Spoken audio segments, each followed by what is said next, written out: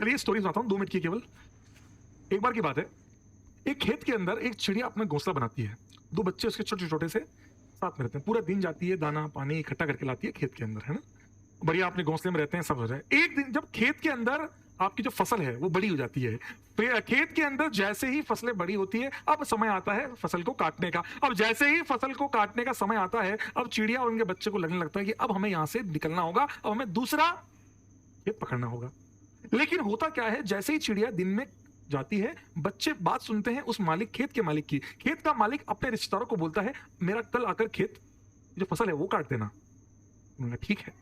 अगले दिन जैसे ही ये बात बच्चे सुनते हैं, बच्चे घबरा जाते हैं, बोले यार अब तो गए, हमको उड़ना पड़ेगा आज रात ही। वो माँ जैसे ही शाम को आती है, वो अपनी माँ को बोलते हैं कि आज उड़ने का समय आ गया है, क्योंकि आज हमने मालिक को ये कहते सुना था अपने रिश्तेदार को कि आप ये काम कर देना, फसल काट देना। तो उसकी माँ ने कहा कोई बात नहीं, आप बिंदास तरीके से आज ये यहीं रहिए, आप आज यहीं रहिए। तो ठीक है, ठीक है।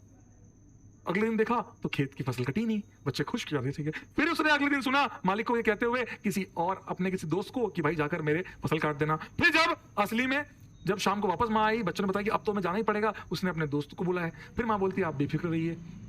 अब ऐसे 3-4 दिन तक चलता रहा, लेकिन जैसे ही एक दिन शाम को माँ आती, बच्चे बोलते आज मालिक ने कहा है कि अब कोई नहीं काट रहा, फसल मैं काटने जाऊंगा। इस बात पर उसकी माँ बोलती है कि अब हमें यहाँ से निकलने का वक्त आ गया है, अब हमें उड़ना ही पड़ेगा।